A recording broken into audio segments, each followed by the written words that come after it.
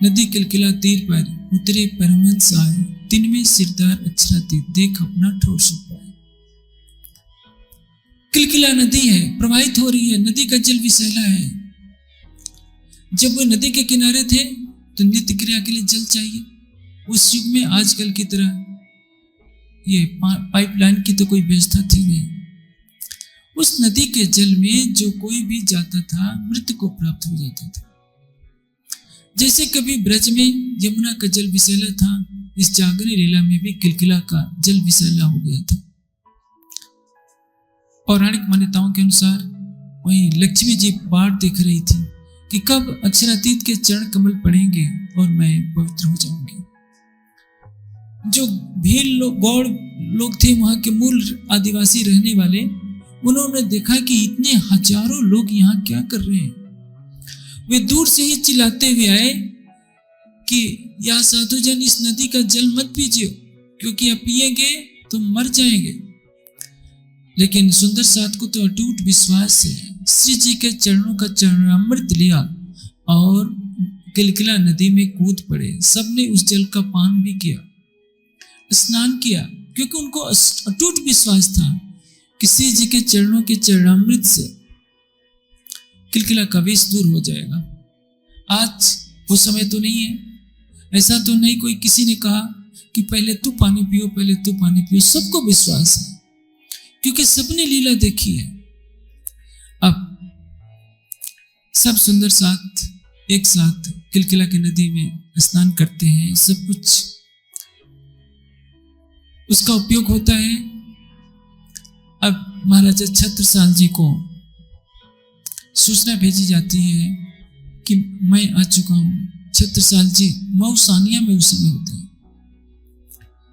अफगान खां एक बड़ी सेना के साथ आक्रमण कर चुका है और राजा का कर्तव्य होता है कि जब शत्रु आक्रमण करे तो पहला कर्तव्य होता है कि वो अपनी प्रजा की रक्षा करे।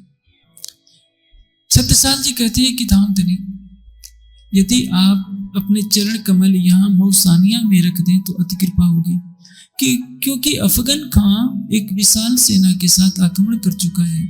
मैं प्रजा को यहाँ छोड़कर कैसे आऊं। श्री जी युवा सुंदर साथ के साथ चल देते हैं। जितने बहनें थे, बच्चे थे, बूढ़े थे, उनको वहीं छोड़ दिया जाता है। अब वहां जाकर मऊसानिया तिंदुनी दरवाजे पर, जहां तिंदुनी दरवाजा है, वहां एक कुआं था। कुएं के पास श्री जी चादर बिछा करके बैठ जाते हैं। छत्रसाल जी पता लगाने आते हैं कि जांच तो हो कि यही प्राणनाथ जी हैं, विजय आनंद बुद्ध निष्कलंक अवतार यही है। किस वेश में आएंगे? छत्रसाल के वेश में थोड़े आएंगे, क्योंकि उनके पूर्व जन्म में घटना घटित हो चुकी है। पूर्व जन्म में भी वो चंपत राय के पुत्र थे, सारंधा के पुत्र थे। नदी में स्नान कर रहे थे, अचानक मुगल सेना ने घेर लिया और उनकी अवस्था 12-14 साल की थी, कुमार अवस्था थी। मुसलमान तो यही धोखे से मारते हैं, अरे भाई तुम्हारा बैर है चंपत राय से तो चंपत राय से लड़ो। एक छोटा बच्चा तालाब में नहा रहा है, उसको घेर कर मुगलों ने मार दिया था। रात्रि को स्वप्न में छत्रसाल जी के जीव ने कहा कि माँ चिंता न करो, मैं तुम्हारे ही तन से जन्म लूंगा। और पुनः सारंधा को गर्भ हुआ और छत्रसाल जी का जन्म हुआ। वो संस्कार चला आ रहा है कि कहीं भी जाए तो सावधानी से जाए। चाणक्य ने अपने शास्त्र में लिखा है कि राजा को कभी भी सेना के सामने बिना हथियार के नहीं जाना चाहिए। राजा को कहीं सोते समय भी, अकेले में भी बिना हथियार के नहीं रहना चाहिए। चंद्रगुप्त जिस कक्ष में शयन करता था, अगले दिन उसका कक्ष बदल दिया जाता था, उसका रसोईया बदल दिया जाता था, उसका सेवक बदल दिया जाता था, कक्ष बदल दिया जाता था। क्यों? सुरक्षा को दृष्टि में रख करके। चाणक्य ने जिस नीति से चंद्रगुप्त की सुरक्षा करके उसको भारत का सम्राट बनाया, आज तक भारत सरकार भी इतनी सतर्कता नहीं रखती है। जब सेल्यूकस भारत में प्रवेश करता है अपनी बेटी से मिलने के लिए, हेलेन से मिलने के लिए। तो जब चाणक्य से वार्ता होती है, चाणक्य कहता है कि सेल्यूकस, मुझे मालूम है कि भारत की सेना में, भारत की भूमि पर कब तुम्हारे चरण पड़े हैं, और अपनी बेटे से तुमने क्या क्या बातें की हैं, तुम क्या खाए हो ये भी मुझे मालूम है। चाणक्य कहाँ रह रहा है? एक झोपड़ी में, लेकिन एक एक बात की जानकारी चाणक्य के पास है। सेल्यूकस दंग रह गया है कि चाणक्य की बुद्धि कैसी है कि झोपड़ी में यहां रह रहा है आचार्य चाणक्य और एक एक बात की जानकारी है। महाराजा छत्रसाल जी क्या करते हैं कि जैसे गाय चराने वालों को भेष धारण कर लेते हैं, मूढ़ की तरह, जैसे अनपढ़ गंवार कोई होता है लाठी लेकर, वैसे ही एक अनजान व्यक्ति का भेष बनाकर आ जाते हैं और खड़े हो जाते हैं। तरह मूढ़ की लाए, मूढ़ की तरह, यानी बिल्कुल अनपढ़ गंवार, कोई पता ना कर सके कि ये छत्रसाल जी। और दूर से बैठकर बोलते हैं कि बाबा जी राम राम। श्री जी भी कहते हैं कि बाबा जी राम राम, यहां आकर के बैठो छत्रसाल। आकर के बैठ जाते हैं, लेकिन दूर बैठते हैं। श्री जी कहते हैं कि छत्रसाल, ऐसे काम नहीं चलेगा, तुम आगे आकर के बैठो, अब तो तुम फंद में पड़े हो। छत्रसाल कहते हैं कि बाबा जी, मुझे फंद में डालने वाले तो केवल एक विजयानंद बुद्ध निष्कलंक स्वरूप है, उनके अतिरिक्त कोई भी संसार में नहीं है जो मुझे फंदे में डाल सके। इस तरह की भाषा कौन बोलता है? चंद्रगुप्त बोलता है, शिवाजी बोलते हैं। इस देश के लोग जब अपना स्वाभिमान ही खो बैठे, मुगलों की गुलामी करना ही उनकी प्राथमिकता रह गई। चाहे जसवंत सिंह हो, चाहे जय सिंह हो, मान सिंह हो, सबने अपना स्वाभिमान बेचा, इस देश को गुलाम बनने के लिए विवश किया। लेकिन संस्कार ही व्यक्तित्व का निर्माण करते हैं। शिवाजी के अंदर संस्कार था राष्ट्रवाद का, चंद्रगुप्त के अंदर संस्कार था, यह संस्कार डाला था चाणक्य ने, अखंड भारत का संस्कार डाला था। चंद्रगुप्त कभी निहत्थे पर वार नहीं करता था, चंद्रगुप्त अपने स्वाभिमान को कभी खोया नहीं था। और श्री जी के सामने यही महाराजा छत्रसाल जी हैं जो सीधे कहते हैं कि बाबा, इस ब्रह्मांड में कोई नहीं है जो छत्रसाल को फंदे में डाल रख सके, एक सिवाय विजया अभिनंद बुद्ध निष्कलंक से। श्री जी मुस्कुराते हुए कहते हैं कि छत्रसाल, क्या विजया अभिनंद बुद्ध निष्कलंक तुम्हारे सामने आए तो पहचान लोगे? कहते हैं कि देखिए, ये मुहर है। श्री जी ने मुहर देखी, जिस चादर पर बैठे थे चादर को हटाकर कहा कि छत्रसाल इधर देखो, ये मोहरें देखो। उन मोहरों से मिलान करते हैं। छत्रसाल जी पहचान लेते हैं कि जिनकी मैं बाट देख रहा हूं वही आए हैं। अब लज्जा से सिर उनका नीचे हो जाता है, चुपचाप वहां से भाग जाते हैं। महल में जाकर के कहते हैं कि जिसको दर्शन करना हो वो दर्शन कर रहा है। कौन आया है? आया परवरदिगार, साक्षात परमात्मा आए हैं। अब किसी के लिए रोक टोक नहीं है। उनकी जो बड़ी रानी है देवकुंवर, वो कहती है कि महाराज मुझे भी जाने दीजिए, मैं जाकर के देखती हूँ कि सचमुच यही प्राणनाथ जी है। वो ब्राह्मणियों के साथ आती है भेष बदल कर, दूर से देखती है, समझ जाती है कि नहीं यही स्वरूप है विजयानंद बुद्ध निष्कलंक स्वरूप का। अब चाचा बलदीवान के साथ श्री जी का आगमन होता है महल के अंदर। महाराजा छत्रसाल खुशी में पागल हो जाते हैं कि आज हमारे घर स्वयं विजयानंद बुद्ध निष्कलंक स्वरूप पधारे हैं। लेकिन उसी समय अफगान खान युद्ध की घोषणा कर देता है, बिगुल बज जाता है। और आप जानते हैं जब बिगुल बज जाता है तो सैनिक भोजन कर रहे हों, सो रहे हों, सब छोड़कर युद्ध के मैदान में आ जाते हैं। बिगुल बजने के बाद सैनिक कभी सोता नहीं रहेगा। अब श्री जी के पास आते हैं महाराजा छत्रसाल, कहते हैं कि धामधनी लगता है मेरे भाग्य में इतनी ही सेवा लिखी है, क्योंकि शत्रु के पास 8,000 की सेना है, जिसमें 5,000 घोड़े हैं, घुड़सवार थे, और 3,000 पैदल, और मेरे पास केवल 1,000 सैनिक है। यानी शत्रु की सेना हमसे 8 गुनी अधिक है। आपका दर्शन होगा या नहीं होगा मैं कह नहीं सकता। श्री जी कहते हैं कि छत्रसाल, तेरे तन से तो जागने का एक बहुत बड़ा कार्य होना है। यह लो, अपनी रुमाल छत्रसाल जी को सौंप देते हैं, सिर पर हाथ रखकर कहते हैं, तुम्हारी विजय होगी, तुम्हें किसी चीज की चिंता करने की आवश्यकता नहीं है। शेर अफगन अभी नाच गाने में मस्त है, रात्रि का समय है। महाराजा छत्रसाल जी सेना की एक टुकड़ी के साथ आक्रमण कर देते हैं। अचानक भगदड़ मच जाती है, युद्ध होने लगता है। अफगन खां के साथ महाराजा छत्रसाल जी का द्वंद्व युद्ध होता है। जब छत्रसाल जी तलवार चलाते हैं तो अफगन खां झुक जाता है, जिससे छत्रसाल जी का वार खाली जाता है।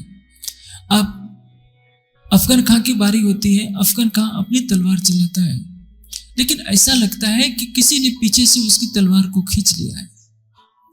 उसका वार जैसे ही खाली गया, पल भर में छत्रसाल जी की तलवार उसके सीने पर थी, और वो हाथ जोड़कर गिड़गिड़ा रहा था, जमीन पर गिर रखकर क्षमा मांग रहा था। इतिहास में हर हिंदू राजा ने मुगलों को क्षमा किया। पृथ्वीराज ने गोरी को कितनी बार क्षमा किया, लेकिन गोरी ने एक बार भी पृथ्वीराज को जीवन दान नहीं दिया। किसी भी मुस्लिम बादशाह ने किसी हिंदू राजा को जीवन नहीं दिया। छत्रसाल जी ने छोड़ दिया, क्योंकि भारतीय संस्कृति में शिक्षा दी गई है कि निहत्थे पर वार न करो, जो प्राण रक्षा के लिए गिड़गिड़ा रहा हो उसको मारो नहीं, क्योंकि यहाँ के तो रक्त की एक एक बूंद में शिक्षा दी जाती है। मुगलों को यही उनकी कट्टरवादिता में शिक्षा मिली है कि जैसे भी हो विरोधी को मारो। अब जो युद्ध का हर्जाना था दे करके किसी तरह से अफगन खान ने अपनी जान बचाई। इसके पश्चात खुशी मनाई जाती है महल में। सब लोग यही कहते थे कि सचमुच प्राणनाथ जी की कृपा से विजय हुई है, अन्यथा विजय का तो कहीं प्रश्न ही नहीं था। महाराजा छत्रसाल जी अब शांति से परम धाम समझते हैं, क्षर अक्षरातीत का ज्ञान ग्रहण करते हैं। और इसके पश्चात अब जब श्री जी वापस लौट जाते हैं किलकिला के किनारे, डेरा डालकर जहाँ सुंदर सा रह रहे होते हैं वहां पहुंचते हैं। इधर महाराजा छत्रसाल जी राजकाज का व्यवहार सुव्यवस्थित करके पुनः पन्ना जी आते हैं। उस समय भोजन का समय होता है। छत्रसाल जी के साथ और भी राज्य के अधिकारी होते हैं, वो भी भोजन करते हैं। प्रसाद रूप में श्री जी के खाए हुए भोजन का कुछ अंश महाराजा छत्रसाल जी ग्रहण करते हैं। ये बात चाचा बलदीवान को अखरती है कि ये हमारा सूर्यवंशी ठाकुर वंश, जब देखो तब किसी का भी प्रसाद ये महाराजा छत्रसाल खा रहे हैं, ये तो हमारी गरिमा पर आघात हो रहा है। महाराजा छत्रसाल चोपड़े की हवेली में श्री जी को पधराते हैं। किस प्रकार से? चले आप सुखपाल ले कांत पर कुंवर महाराज, चोपड़े की हवेली में पधराए श्री राज, चले आप सुखपाल ले कांत पर कुंवर महाराज। वहां किलकिला के किनारे से लेकर चोपड़े की हवेली तक, उस जमाने में तो रास्ता भी अच्छा नहीं था। एक तरफ महाराजा लगते हैं, दूसरी तरफ उनकी रानियां, और श्री जी को पालकी में बैठाकर चोपड़े की हवेली में लाते हैं। महाराजा छत्रसाल जी खुशी में पागल हो गए हैं कि आज हमारे घर कौन आया है। स्वयं पूर्ण ब्रह्म सच्चिदानंद के चरण कमल पड़े हैं, सिंहासन अंदर है, पालकी बाहर रखी जाती है, उनको ध्यान ही नहीं रहा। इसी बीच मझली रानी, जिनका नाम था सुशीला, बड़ी रानी का नाम था देवगुरी, मझली का नाम सुशीला, और सबसे छोटी का नाम था कमलाबाई। सुशीला महारानी ने क्या किया, अपनी साड़ी को इतनी सावधानी से उतारा कि किसी को पता नहीं चल पाई, पावड़ा बिछा दिया। छत्रसाल जी ने देखा कि महारानी तो मेरे से जीत गई। अपने भाव में कहते हैं कि महारानी पहले मेरा भाव होता है, मुझे अपनी पाग बिछाने दो, ये साड़ी हटा लो। क्या करें, पति का आदेश मानना पड़ता है महिलाओं को। बिछी हुई साड़ी को भी उठाना पड़ता है। श्री जी तो सबके मन की बात जानते हैं। महाराजा छत्रसाल जी अपनी पाग बिछाते हैं, पाग छोटी पड़ जाती है। अब श्री जी स्वयं निर्देश देते हैं, सुशीला तुम अपनी साड़ी का पावड़ा बिछाओ। श्री जी चलकर सिंहासन तक पहुंचते हैं। अब महाराजा छत्रसाल जी को आरती उतारनी है। कहते हैं कि धामधनी परम धाम में आप युगल स्वरूप हैं, तो यहां भी आपको युगल स्वरूप में रहना पड़ेगा। तेज कोहरी जी के साथ ही आपकी मैं आरती उतारूंगा। तेज कोहरी जी को सिंहासन पर बिठाया जाता है और सारी सभा को संबोधित करते हैं महाराजा छत्रसाल कि मैं अपने किसी गुरु का स्वागत नहीं कर रहा हूं, गुरु की आरती नहीं उतार रहा हूं। कौन पधारा है मेरे घर? पूर्ण ब्रह्म, ब्रह्म से न्यारे आनंद न कम पाए, शिव संकादि आदि के चित शेष न पाए। ये वो हैं जिनकी खोज करते हुए शिव संकादिक थक गए, अगम जानकर निगम कहाए, खोज खोज बजाए।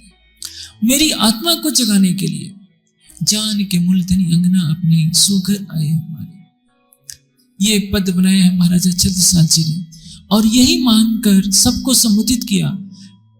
समझाना किसको था?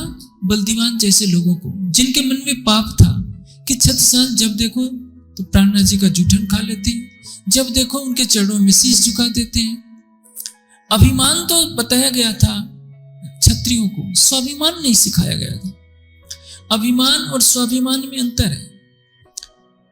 महाराणा प्रताप स्वाभिमानी है, अभिमानी नहीं, और मानसिंह अभिमानी है, स्वाभिमानी नहीं। अभिमानी क्या है? उसको अहंकार है कि मैं राजपूत हूं। हिंदू राजाओं को हरा हरा कर और अकबर के अधीन करता जाता है। उधर राणा प्रताप है, हिंदू राजाओं की रक्षा करते हैं, लेकिन अकबर के सामने शीश नहीं झुकाते। अकबर चाहता था कि एक बार राणा प्रताप मेरे सामने अपनी हार मान ले, लेकिन राणा प्रताप ने मना कर दिया। घास की रोटियां खाना राणा प्रताप को स्वीकार था, लेकिन अकबर के सामने सिर झुकाना स्वीकार नहीं था। इसको कहते हैं स्वाभिमान, स्व का अभिमान, अपने आत्मबल का, अपने राष्ट्रीय गौरव का अभिमान। ये देश गुलाम क्यों रहा? इस देश के लोगों में स्वाभिमान नहीं था। अंग्रेजों के आगे यहाँ के राजा, छोटे छोटे राजा और जमींदार हाथ जोड़कर गिड़गिड़ाए करते थे और अपनी गरीब प्रजा पर अत्याचार ढाते थे। ये कौन करेगा? अभिमानी व्यक्ति। यदि उनके अंदर स्वाभिमान होता, देश के सभी लोग इकट्ठे हो जाते, देश के प्रति स्वाभिमान होता, तो 300 साल तक न अंग्रेजों की गुलामी करनी पड़ती, न 700 साल तक मुगलों की गुलामी करनी पड़ती। अभिमान कभी भी न कीजिए, क्योंकि अभिमान पतन का कारण है, लेकिन स्वाभिमान कभी न छोड़िए। यदि आपने स्वाभिमान छोड़ दिया तो आपका अस्तित्व ही नहीं रहेगा। अब महाराजा छत्रसाल जी इस पद को भावपूर्वक गाते हैं। तब श्री जी का और बाईजुराज जी का श्रृंगार कराते हैं, परम धाम का श्रृंगार। सुशीला महारानी ने अपने आभूषण बाईजुराज को पहनाए। महाराजा छत्रसाल जी ने अपने गले के हार, हीरे मोतियों के हार, अपनी अंगूठी परम धाम के भाव से श्री जी को पहनाई और आरती की। अब श्री जी की आरती जब उतारी जाती है तो महाराजा छत्रसाल जी को भी तिलक लगाकर श्री जी कहते हैं कि छत्रसाल आज से तुम महाराजा होंगे। आरती में छत्रसाल जी ने क्या सौंपा? अपना शीश कमल धामधनी के चरणों में रख दिया। श्री जी ने क्या कहा कि छत्रसाल आज से तू छत्ता हुआ, हुकुम हाथ छत्रसाल को दियो सो अपनो राज। श्री जी ने अपने हाथ से सब सुंदर साथ के सामने महाराजा छत्रसाल जी को महाराजा की शोभा दे दी। और छत्रसाल जी ने क्या किया था? यही टीका, यही पावड़ो, यही निछावर आए, प्राणनाथ के चरण पर छत्ता बल बचे।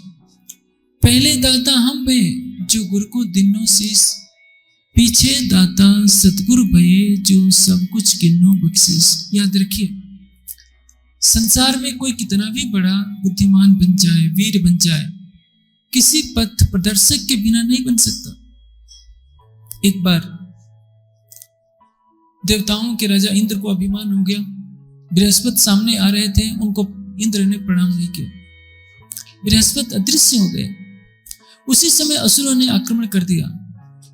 अंत में देवराज इंद्र अपनी रक्षा के लिए एक ऋषि को गुरु बनाकर तब युद्ध लड़े और किसी तरह की रक्षा हुई। यदि कृष्ण नहीं होते तो पांडव क्या कर पाते? राम की भी सहायता किसने की? महर्षि विश्वामित्र ने, वशिष्ठ ने, अगस्त्य ऋषि ने इनका पथ प्रदर्शन किया, तब रावण जैसे असुर को मारा जा सका। अब श्री जी की छत्र छाया में ही महाराजा छत्रसाल जी एक महाराजा बने। एक सामान्य जागीरदार के पुत्र थे, उनका कोई राज्य नहीं था, लेकिन अब वो इत जमुना उत नर्मदा, इत चंबल उत टौंस, छत्रसाल सो लड़न की रही ने कान मूस। ऐसा क्यों हुआ? क्योंकि श्री जी की अपार कृपा बन गई। बरसी परम धाम की सकुंडल की आत्मा है उस तन में। अब श्री जी के मुखारविंद से पद्मावतीपुरी धाम पन्ना जी में चर्चा का प्रवाह चल पड़ता है। महाराजा छत्रसाल जी की देखा देखी चाचा बलदीवान को भी तारतम लेना पड़ता है, लेकिन उनके अंदर भाव नहीं है।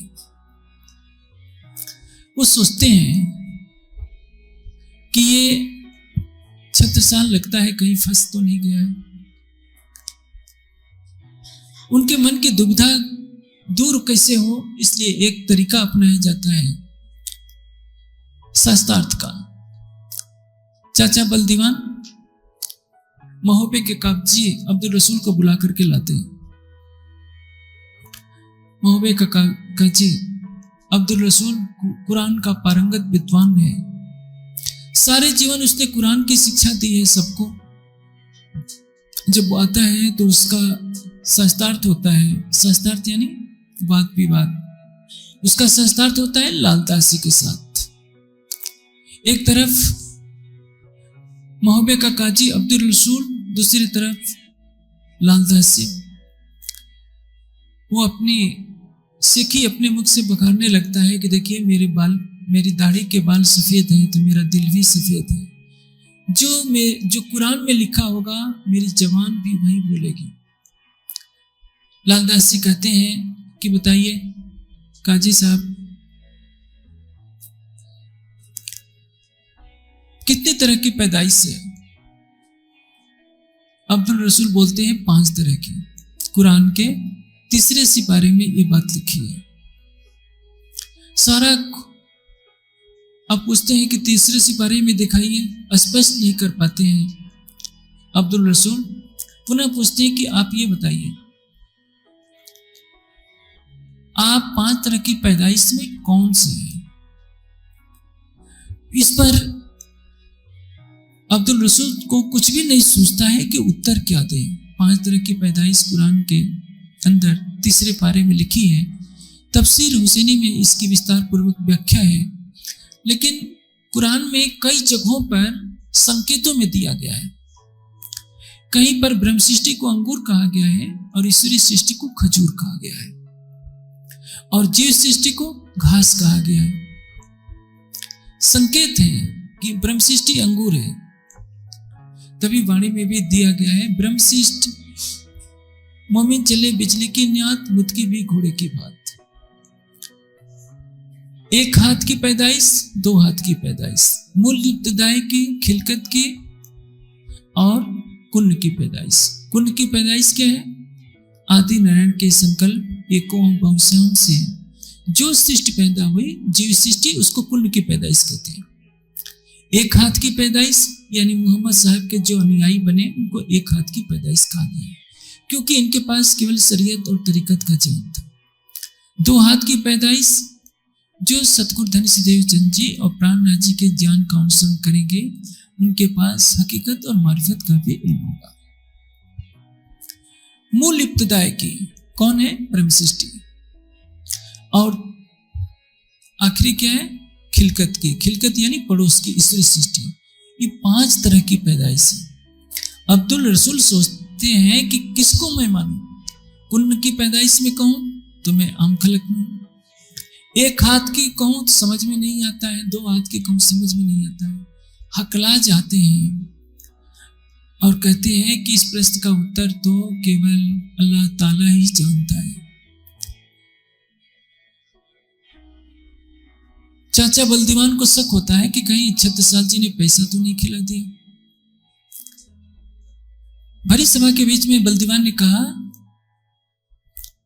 कि आप क्या सौगंध खाकर कह सकते हैं कि इस प्रश्न का उत्तर केवल अल्लाह ताला ही बता सकता है? उसको बहुत बुरा लगता है अब्दुल रसूल को। कुरान को सिर पर रखकर कहते हैं कि यह जमाने का खामंद जो करी थी शरत, सो शरत आई पहुंची फरदा रोज क़यामत। कुरान में जो फरदा रोज के समय, क़यामत के समय में अल्लाह ताला के आने का वर्णन था, अब ये वही समय है। ये प्राणनाथ जी वही आखिरुल इमाम मोहम्मद मेहदी साहिबुल जमा है। जब कुरान को सिर पर रखकर सौगंध खाकर कहने की बात आती है तो अब्दुल रसूल ने स्पष्ट कह दिया कि यदि मैं झूठ बोलूं तो ये कुरान मुझे गर्क कर दे, उस पाप से मैं नष्ट हो जाऊं। तब चाचा बलदीवान को होश आता है कि नहीं, मेरे से कहीं गलती हो रही है। अब हिंदू पक्ष के भी विद्वानों को इकट्ठा करते हैं बलदीवान। सुंदर बल्लभ बद्री आते हैं। सुंदर बल्लभ बद्री ने आपस में चयन करके बद्रीदास को नियुक्त किया। अब उनका शास्त्रार्थ होता है महाराजा छत्रसाल जी से। महाराजा छत्रसाल जी कुछ प्रश्नों का उत्तर पूछते हैं। ऐसा नहीं कि महाराजा छत्रसाल जी केवल तलवार के ही धनी हैं, धर्मशास्त्रों का भी ज्ञान रखते हैं, श्री जी पर अटूट निष्ठा है। उन प्रश्नों को देखकर बद्रीदास कहते हैं कि इन प्रश्नों का उत्तर तो श्री कृष्ण परमात्मा के अतिरिक्त कोई भी नहीं दे सकता। महाराजा छत्रसाल जी बहुत शाबाशी देते हैं कि अच्छा हुआ तुमने सत्य सत्य बात कह दी। लेकिन जब बद्रीदास अपने दोनों पंडितों के पास जाते हैं तो वो दोनों लड़ने लगते हैं कि तुमने तो ब्राह्मणों की लुटिया डुबो दी, एक ठाकुर से तू हार मानकर चला आया, अब बताओ कल को तुम्हें मत्था कौन टेकेगा? इसलिए जैसे भी हो शास्त्रार्थ जितना है। शास्त्रार्थ का अर्थ होता है सत्य को खोजने के लिए निष्पक्ष हृदय से विचार करना। लेकिन आजकल के विद्वान सोचते हैं इज्जत मेरी पहले रहनी चाहिए, चाहे किसी भी तरह से जीत होनी चाहिए। लड़ाई झगड़ा गाली गलौज सब करने को तैयार रहते। उन्होंने कहा कि अभी तुम सो जाओ, हम रात को प्रश्न बनाते हैं और हम कुछ प्रश्न लिखेंगे, अगले दिन तुम पुनः शास्त्रार्थ के लिए आह्वान करना। रात को पंडितों ने प्रश्न बनाए, बिना उदाहरण के बनावटी प्रश्न। छत्रसाल जी के पास उन्हें बद्रीदास को भिजवा दिया। बद्रीदास ने जब वो प्रश्नों के कागज छत्रसाल जी को दिया तो छत्रसाल जी को देखकर बहुत बुरा लगा और उन्होंने कहा कि बद्रीदास, कल तुमने भरी सभा के बीच में कहा था कि ये प्राणनाथ जी साक्षात अक्षरातीत परमात्मा के स्वरूप है। आज तुम कह रहे हो कि नहीं, शास्त्रार्थ में कुछ चूक हो गई, हम दोबारा शास्त्रार्थ करेंगे। कल वाले बद्रीदास तुम नहीं हो। महाराजा छत्रसाल जी ने घोषित कर दिया कि अब कोई सी भी बुंदेला इन पंडितों को प्रणाम न करे। क्रोध में कहा था, अन्यथा किसी वर्ग विशेष से कभी विद्वेष नहीं पालना चाहिए। बद्रीदास को अपनी भूल का एहसास होता है, श्री जी के चरणों में आ जाते हैं। अष्टपहर की लीला में बद्रीदास जी का भी नाम आएगा, आप देखेंगे। वो भी परम धाम की ब्रह्मात्मा है, लेकिन ये संसार है। कोई पंडित बना है, कोई राजा बना है, कोई सेठ बना है, कोई आचार्य बना है, कोई गरीब सुंदर साध के रूप में रह रहा है। ये तो माया का खेल है, और इसी खेल में सब अपने मूल स्वरूप को भूले हुए हैं। इधर देख रहे हैं, कोई राजा है, कोई गरीब है, कोई आचार्य है।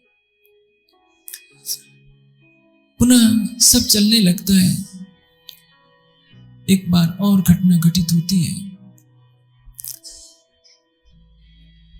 सबके मन में संशय रहता है कि 5000 लोगों का भोजन कहां से आ रहा है, क्योंकि बुंदेलखंड का इलाका है, इतनी पैदावार तो है नहीं।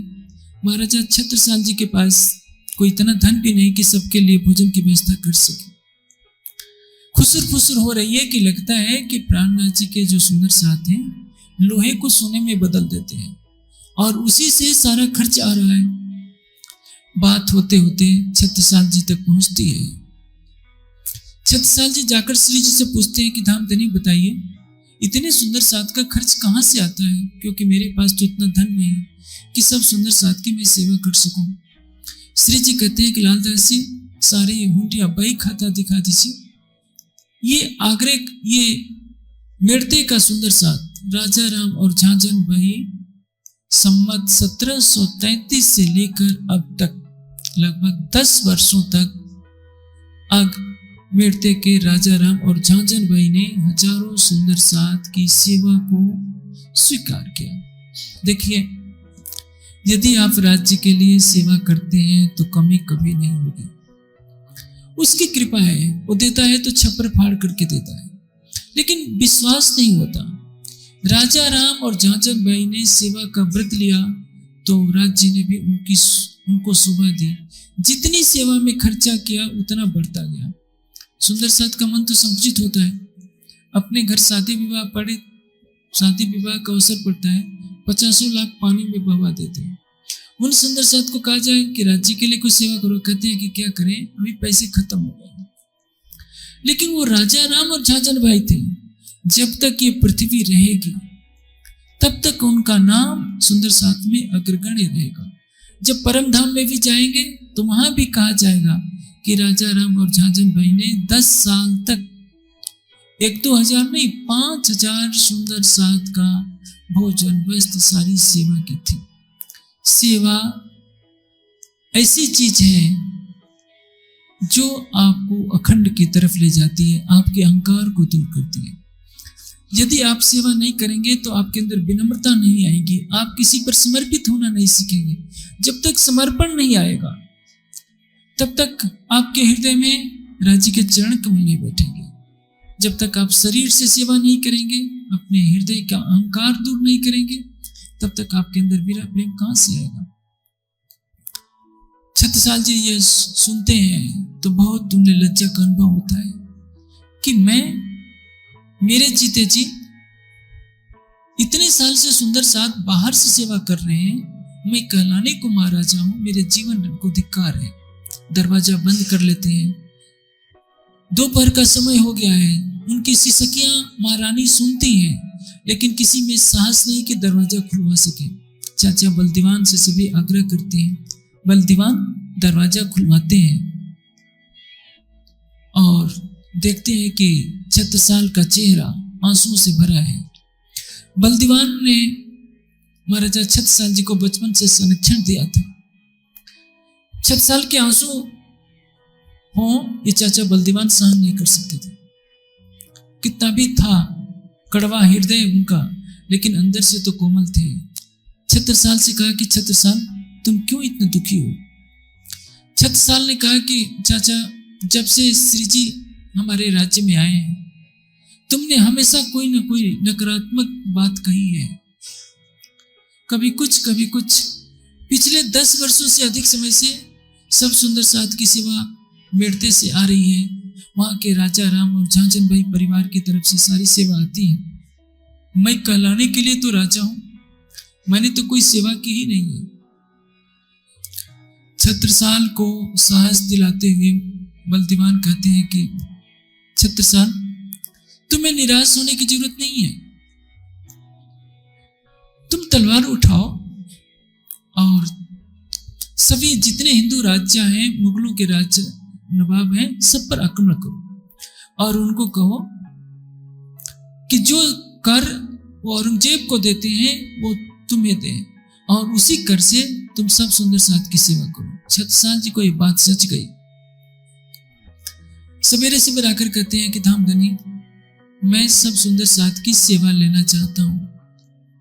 पूरी बात नहीं बताते हैं कि मैं क्या करना चाहता हूं।